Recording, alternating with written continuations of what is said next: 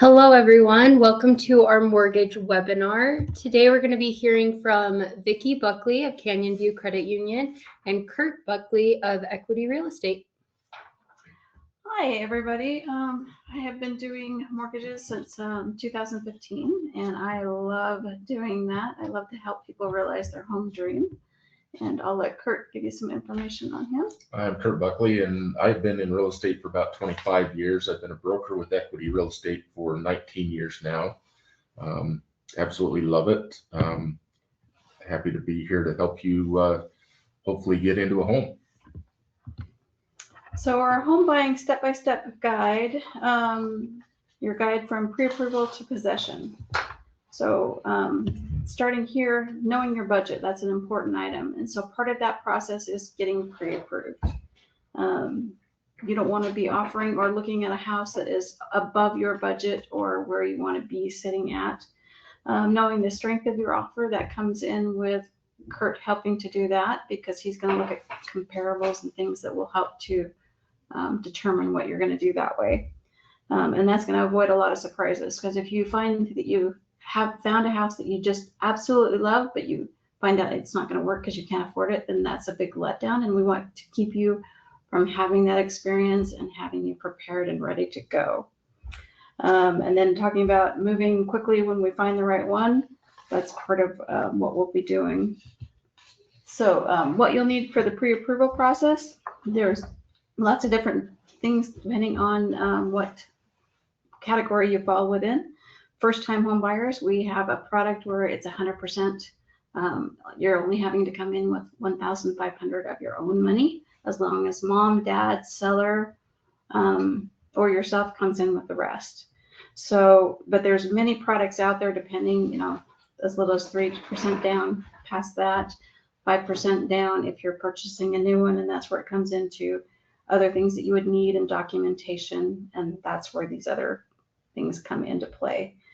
If you own more than one home, so say you own 5 homes, you're going to have to supply that information, because that becomes part of your debt to income. And HOA, all of that stuff factors in. And depending on if you're self-employed, that's where your taxes and different things would come into, as well as if you have rental properties. And gift funds, that can come as well, from mom, dad, significant other, that sort of thing. So there's a lot of things that come into play with getting you pre-approved and making sure that you're ready to roll. Understanding the money, down payment options, that's where we look at, according to what you guys have going on, what makes the most sense for you, the different down payment options that are available, and what makes the most sense to go with. Closing costs, that comes with the origination of the lender. Title is a lender fee, which is covering the lender, and so that's part of that process. Escrowing, pulling in that, prepayment of your homeowner's insurance, HOA, anything extra that goes into that for the closing process. And I'll let Kurt explain earnest money. Earnest money is when you do put in an offer, it's basically just a good faith that says, hey, I have interest in this home and would like to put money down. A good rule of thumb is about 1% of the purchase price. So if you have a $500,000 home, you should be able to come in with about $5,000. That just means, hey, I've got skin in the game. I'm willing to have you take this off the market to let me do my due diligence and all of my everything to try to get this home with the loan, with your due diligence, your inspections, everything like that. So that's what earnest money is. And that actually counts towards the purchase price of the home. So if you put the $5,000 down, that just doesn't go away. That $500,000 home is now a $495,000 home because you put $5,000 down. The next part's yours too. What next part's mine? Oh, shopping tips? Yep. Because you're the buyer's agent. Oh, why use a buyer's agent? That's where we're at. Okay, great. You want to use a buyer's agent to represent you. The seller actually has an agent listing their home and they're representing them. I'm going to represent you as a buyer's agent to basically walk you through all of the steps, understand all of the paperwork and everything that goes with it, go through your inspections, how much to put down, negotiating the price of the home. That kind of comes into, we find a home that you like, we kind of do a comparative market analysis on that home, make a determination of what we're going to have you offer on that home. I'm not going to tell you exactly what to offer. That's totally up to you. But I'm going to guide you on that. Your contracts, your protections in your contract, you have your due diligence, which is your inspections and all of that, making sure that it's exactly what you want it to be, making sure that there's not mold in the home, making sure that the home's in good shape, all of that. I don't know, shopping tips, is that where you want me to go with that? Narrow down your location.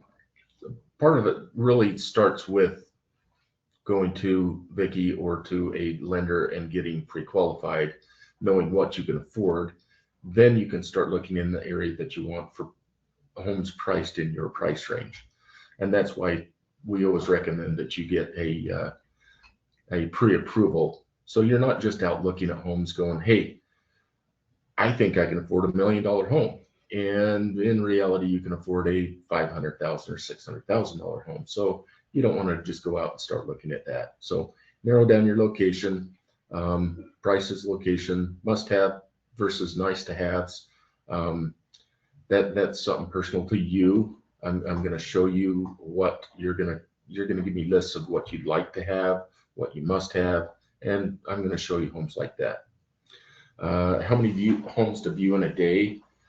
I'll show you as many homes as you'd like, but my rule is 3 to 5, because it's going to take you a half hour, 45 minutes, sometimes an hour per home to walk through them. And you walk through one, then you walk through the next one, and that one has something different. And then you walk through the next one, and that one has something different. And they start kind of jumbling together. So 3 to 5 per day is kind of a max that I say. I'll let you see as many homes as you like, but it does get confusing if you look at too many. So, and then we've got, Explain. well, and I think that was part of your who pays the commission. Mm-hmm. So you want to explain? So that goes back to why use a buyer's agent. I'm going to represent you. You actually need to hire me to represent you, just like you would with an attorney. You go in and say, I want to hire you to help me do this. In that, you have a buyer agency agreement. In that buyer agency agreement, that is going to say that you're hiring me to represent you to buy this home. It is also going to ask what a commission is going to be. Now, you agree to pay a commission in that buyer agency to me, and usually, 1 to 3%, sometimes 4%, depends on what you negotiate. It is all negotiable. But in that, you also have the ability to ask the seller to, within the contract, you can ask the seller to pay your buyer's agent commission on your behalf. So that takes care of the buyer agent contract. The seller is now going to pay that. And that's in section 4.3E of the real estate purchase contract. We just asked real estate brokerage compensation. Seller and buyer agreed that the seller shall contribute X amount percent of the purchase price to the buyer's brokerage, to buyer brokerage, if applicable, seller's compensation contribution. So that's where we get paid. So explain why in a couple of years back with the new ruling, why that you now have to be hired for that. We've always had to be hired for it. With the changes that happened, it's going to be 2 years on August now. It was a big lawsuit, and it really didn't affect Utah because we were doing things right. It was more of a nationwide lawsuit. We actually advertised. So if somebody hired me to sell their home, I would go in and do a listing agreement with them. In that listing agreement, I would have X amount, it costs them X amount for me to list the property and then offer a compensation to a buyer's agent in X amount. So just to round it up, and it is all negotiable, but just to make it easy, 6% listing agreement, 3% for me to sell it, and 3% offered to a buyer's agent. We could actually take that and put that across the multiple listing service as a buyer agent compensation. So as a buyer's agent, they would come to my listing and know that I am offering, or that seller is offering, a 3% buyer compensation. That's always negotiable as well, and was before the changes in August. What they did was change the rules that said we cannot advertise that across the multiple listing service anymore. Nothing really changed in the way we do business, other than we can't offer that compensation across the multiple listing service anymore. So now we put it within the contract, within the real estate purchase contract when you're offering to buy that home. Again, that is always negotiable. If things are tight, sometimes a buyer will say, a buyer's agent will say, you know, I'll do this for less in 4.3E to help you get the home, because we're making a really good, strong offer, but it may be close. So, you know, you can always negotiate that with your client, both on the buyer agent and the listing agent. That's all negotiable.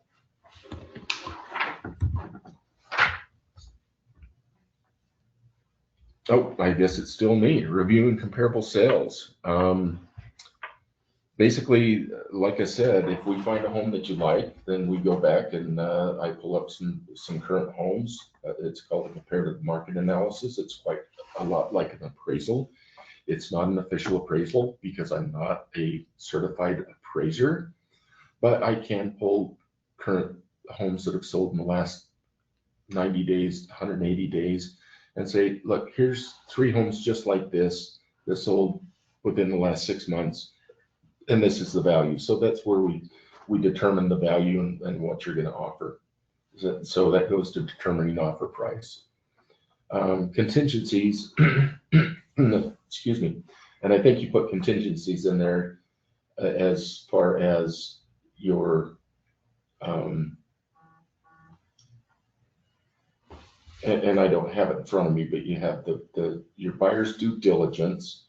Well, I think the first is the seller's property condition disclosures. Mm-hmm. That is part of your buyer's due diligence. That is the first thing. The seller has to send you over those seller disclosures and have you review them. There's a date and a deadline for them to send those over. That deadline is not for you to review them and have them back or anything like that. It's just for them to get them to you.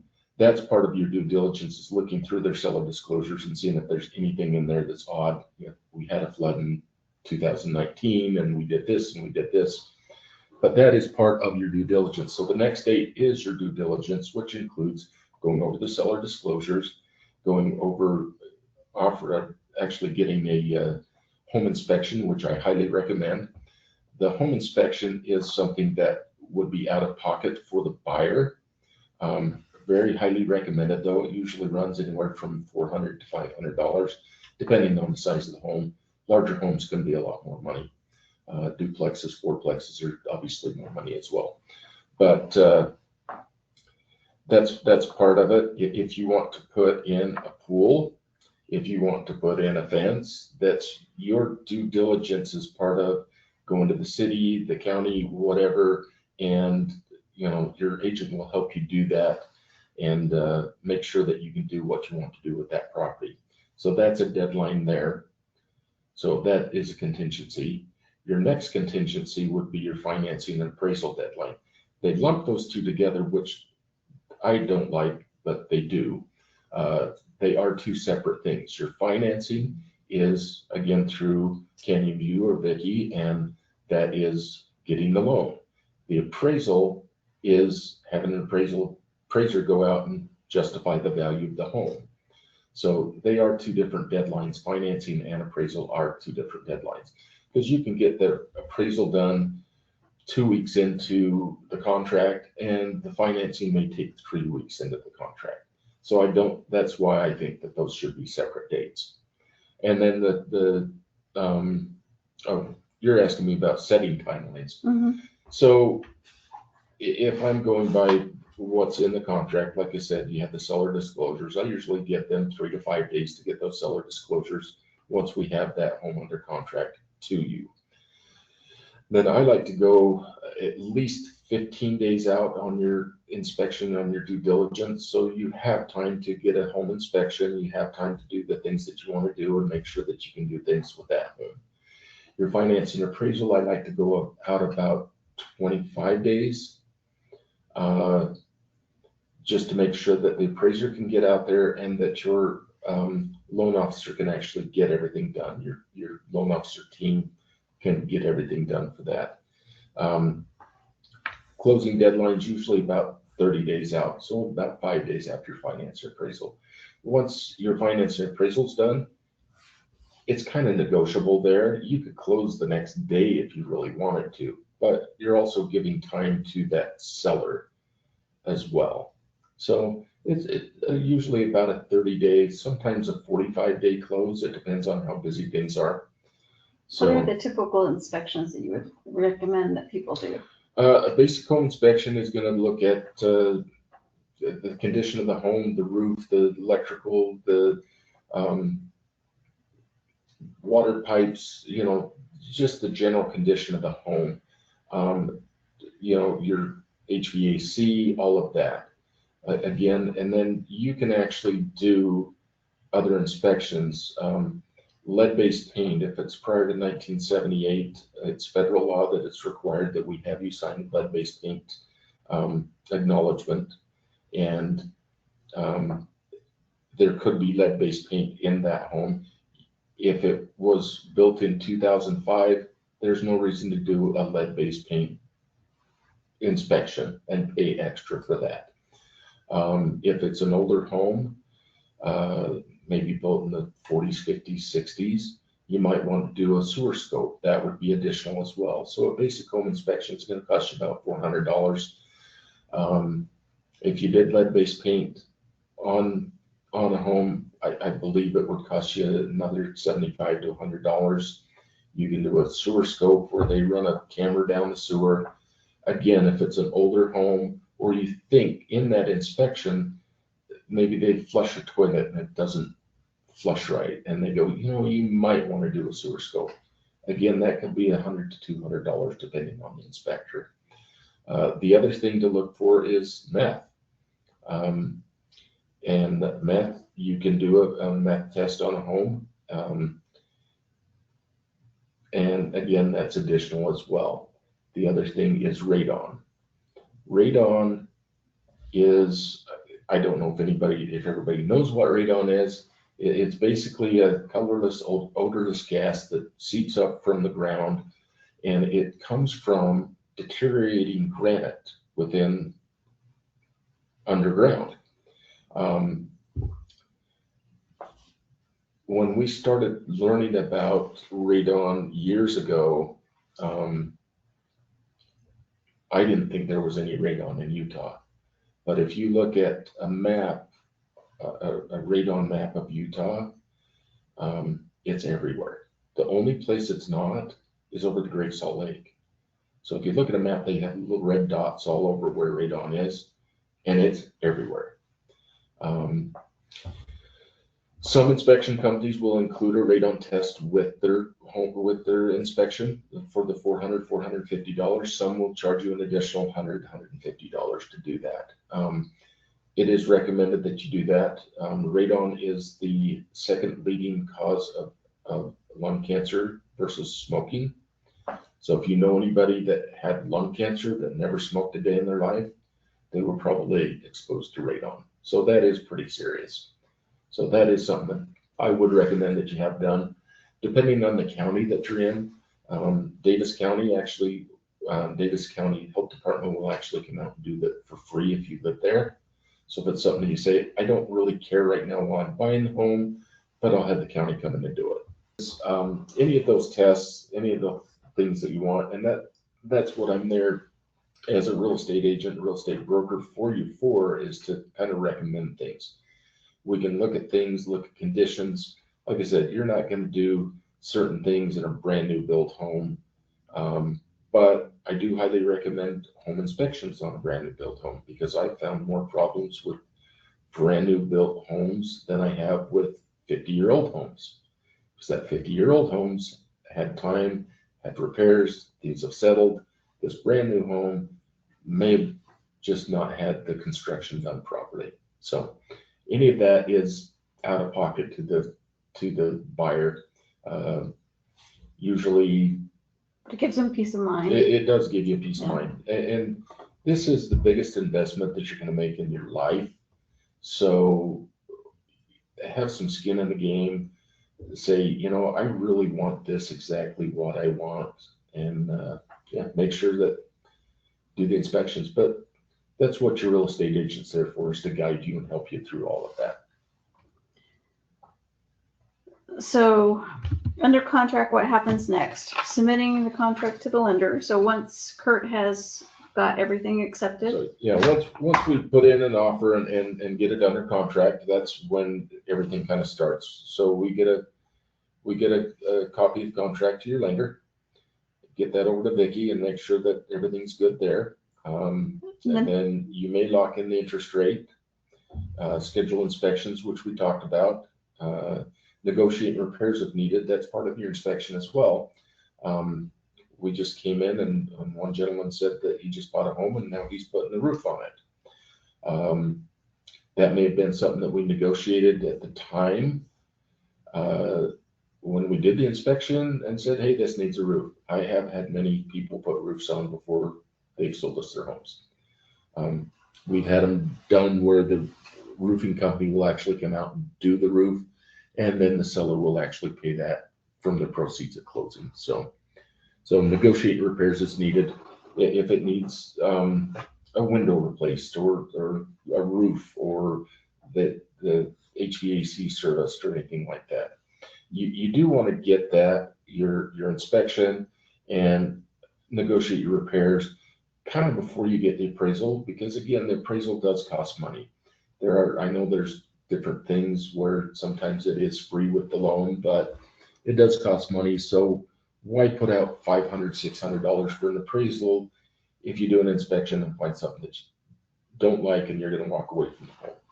So yeah, so with locking in their interest rate, we look at where things are at the time, the timeline, looking at the best time to lock it for getting you the best deal. And on Kurt's side of it, when he's negotiating, what he's looking for you is, can we get the seller to pay $10,000 towards closing costs and other items? And then as different things come up, say that the roof does need to be done. It's got solar panels on the top of it. And the solar panels are owned outright, but underneath the solar panels, that roof has been seen its best days.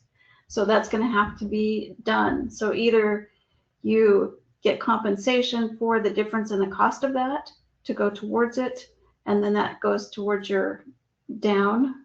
Well, not really your down. It would be less that because your purchase price would reduce from there. And then the closing costs, then we know what we're looking at for as far as locking and what's going to make the most sense for your loan, right? So we're going to determine that by looking at those things. And then ordering the appraisal, once you guys give us the green light that you've done all your due diligence and you know that things are good and you're ready to roll with it, we get that ordered, get it back. And seller disclosures, Kurt kind of already talked about your seller disclosures. And with the appraisal as well, they are going to get an appraisal, and Canyon View is going to send out the appraiser to justify the value and say, hey, this home is worth what it is worth. If it does come in lower than that, again, we can go back and renegotiate with that seller and say, look, the appraisal came in $10,000 lower than you're asking. So, I'm not going to come, or my buyer's not going to come to the table with an extra $10,000 because you think your home's worth that, because it's not. So that's part of the negotiating. I didn't mean to interrupt you there, but No, that you're is good. You're right. that is definitely something that we have to do with that appraisal. But once that is done and they justify that, again, you could lock in the rate Yeah. and we just move forward Yeah, from because there. it's called a COC, which is change of circumstance. So if something changes within that contract, then we're just reducing the purchase price if that's the deal. But it's working together as a team between the agent and the lender to make sure that everything is seamless for you, so that the experience is positive and happy, and you're glad you're in your home. So from the appraisal to clear to close, once the appraisal is reviewed and underwriting has looked at all the documents, that's part of the reason we do that pre-approval, because then we know everything that you need. We've gotten everything for underwriting and satisfied all the things to be able to get that clear to close status. Clear to close means we are ready to go and we can close at any time. So it could be that we have actually done it a week and a half early, and as long as the seller is agreeable, we can actually close it early and you can be in that home sooner. So closing day in possession.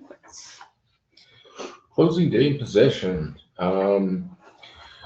You do have a final walkthrough. In your final walkthrough, you can set that up before you go to the settlement.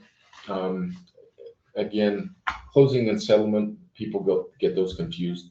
Settlement is when you go to the title company and sign all the documents. You sign all the documents with the title company, and the lender has all the documents that you have to sign there as well. Closing is the day that actually funds and records. Sometimes that does happen on the same day. Quite often it's a day or two after. So if you close on you want to be in by the weekend, you want to maybe do your settlement on a Wednesday, and it can fund and record on Thursday or Friday, and then you can take possession of that. You can do the final walkthrough before you go to the settlement if you'd like, or you're entitled to a final walkthrough after the settlement. And what that does is just make sure that that house is in the same shape that it was in the day that you had the offer accepted. No great big holes in the walls, no carpets torn up, nothing like that. So it's still in that same condition. Within the contract, it does say that the seller should have it broom clean and free of debris. We've had some fights over that as well, because they'll leave a whole bunch of garbage in the house, and that's not right.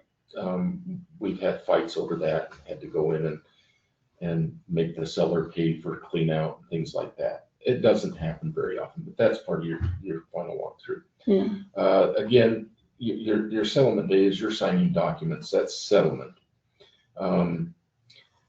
Bringing in your certified funds. So you can take that one if that works for Okay, you. go ahead.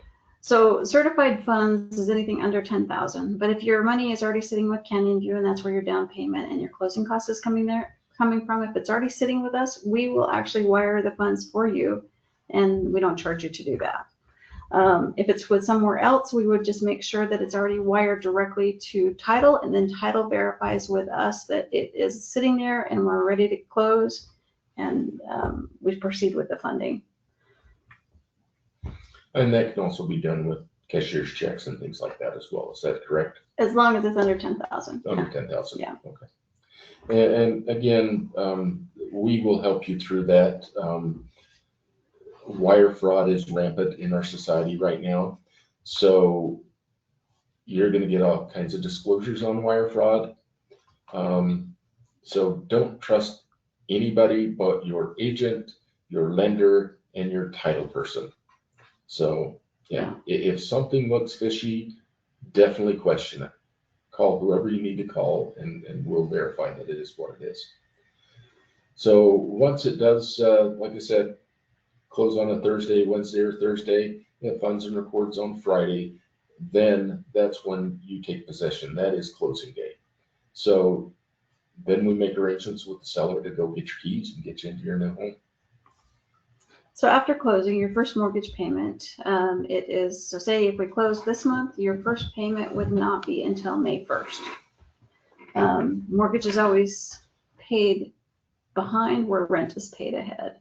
So, and then staying connected with both your lender and your realtor is very important, because in future, most people either refinance because hopefully, feds are starting to be more reasonable and reducing the interest rates for us. And so then we can get you refinanced back through and maybe shorten the term that you're on already.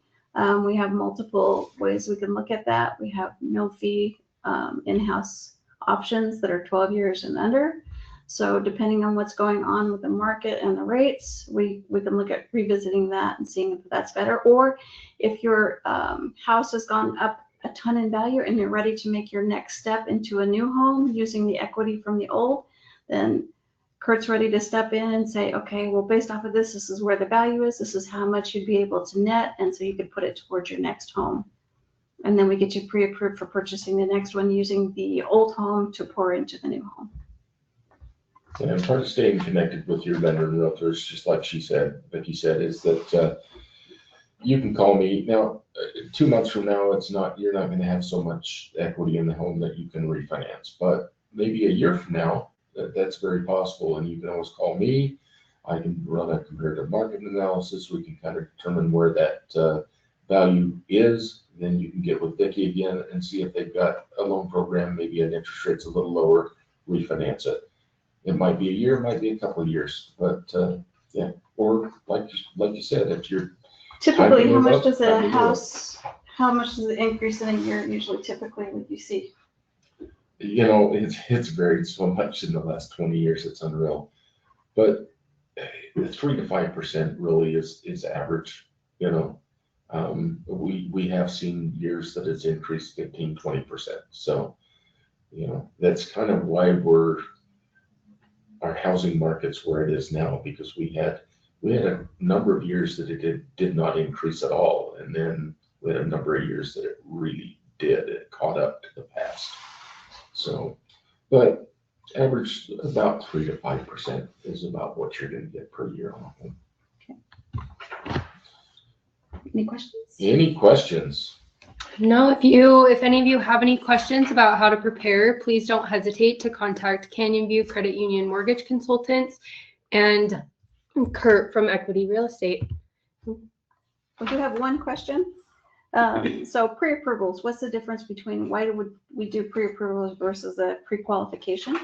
When you're doing a pre-approval, it's based off your documentation showing you're ready to buy. So when we get you pre-approved, you are ready to roll. A pre-qual, when they say they give you a pre-qual, all they've done is they've estimated what you might be able to afford based on the unverified information.